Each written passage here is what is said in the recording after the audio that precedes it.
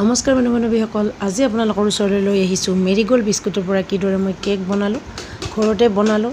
ভিডিঅ'টো চাব, থাম্বনেল চাই ভিডিঅ'টো নোচোৱাকৈ নাথাকিব, কাৰণ থাম্বনেল মোৰ ভিডিঅ' কোৱালিটি একেবাৰে বেয়া, থাম্বনেল ভাল নহয়।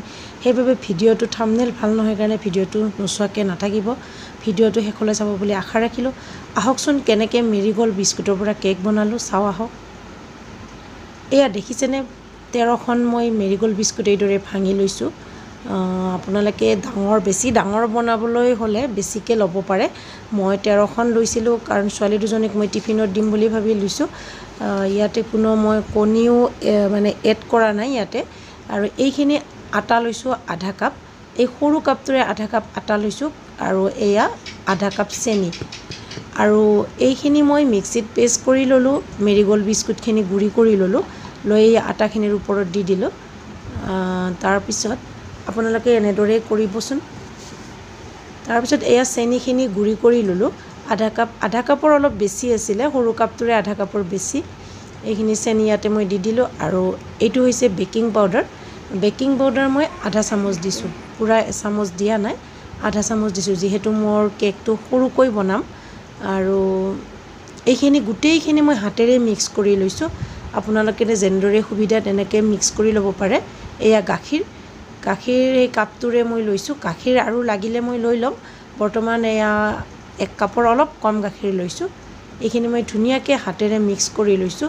তাৰপাছত মই চামুচেৰে ভালদৰে মিলাই ল'ম। মই সেইখিনি গাখীৰ শেষ হৈ গ'ল, অৰ্থাৎ মই 1.5 কাপ গাখীৰ দিছোঁ, আৰু মই গাখীৰ দিলোঁ। একেলগে গাখীৰখিনি ঢালি দিয়া নাই কাৰণ বেছি পেনপেনীয়া হৈ যাব, অলপ অলপকৈ মিক্স কৰিছোঁ। ভালদৰে মিক্স কৰি লৈছোঁ, এইদৰে চামুচখনেৰে একেবাৰে ধুনীয়াকৈ মিক্স কৰি ল'লোঁ। ইয়াতে আপোনালোকে কণী দিলে দিব পাৰে, আৰু যি দিয়ে দিব পাৰে। মই একেবাৰে চিম্পুলকৈ বনাইছোঁ, ছোৱালী দুজনীক টিফিন দিম মৰ্ণিঙত। এতিয়া ৰাতি বনাই থৈছোঁ আৰু মৰ্ণিঙত টিফিনত দিম, যিহেতু হোমমেড নিবলৈ কৈছে স্কুলত। চাওক, এইখিনি মই 10 মিনিটৰ কাৰণে ৰাখি দিলোঁ।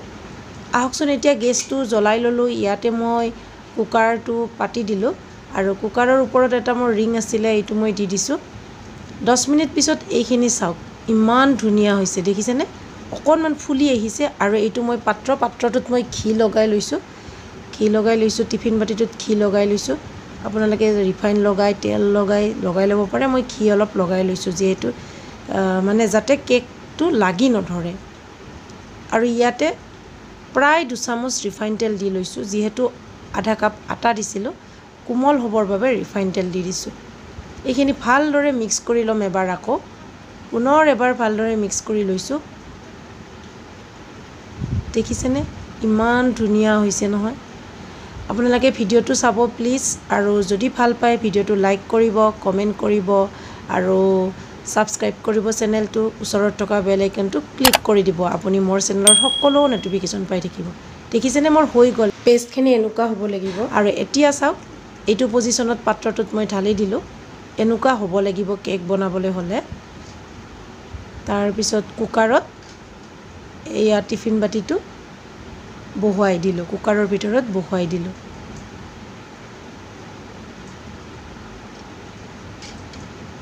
তাৰপিছত ঢাকনিখন লগাই দিলোঁ।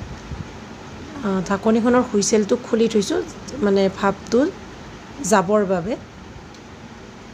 আৰু এনেদৰে একেবাৰে ষ্টিমত দিছোঁ। 40 মিনিট পিছত ৰেডি হৈ গ'ল মোৰ কেক। 40 মিনিটছত ধুনীয়া কেক ৰেডি হৈ গ'ল, মেৰিগোল্ড বিস্কুটৰ কেক। ইয়াতে একোৱেই দিয়া নাই, বিশেষ একো বস্তু মই দিয়া নাই। আপোনালোকে ওপৰত ড্ৰাই ফ্ৰুট দিব পাৰে, মই কিন্তু দিয়া নাই। আৰু কণীও দিয়া নাই, কণী দিলে দিব পাৰে। চাওক, দেখিব ইমান মৰম লগা হৈছে। 13খন মেৰিগোল্ড বিস্কুটেৰে বনালোঁ। ইয়াত ধুনীয়া কেক হৈছে।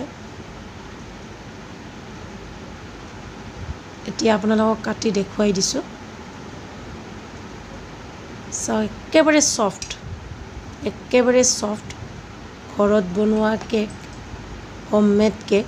একেবাৰে চিম্পুল ৰেচিপি, আপোনালোক সকলোৱে জানে। তথাপিও মই মোৰ কেনেকৈ বনালোঁ, কেতিয়াবা নিজৰ চাই ভাল লাগে নিজৰ বনোৱাবোৰ, সেইবাবে মই ইয়াতে মানে ছেভো হৈ থাকিল, আপোনালোকৰ লগত শ্বেয়াৰো কৰিলোঁ। মোৰ ভালো লাগে শ্বেয়াৰ কৰি। সেইবাবে আপোনালোকক দেখুৱালোঁ পুনৰ লগ পাম এটা নতুন ভিডিঅ'ত তেতিয়ালৈ আজিলৈ এৰিলোঁ বাই বাই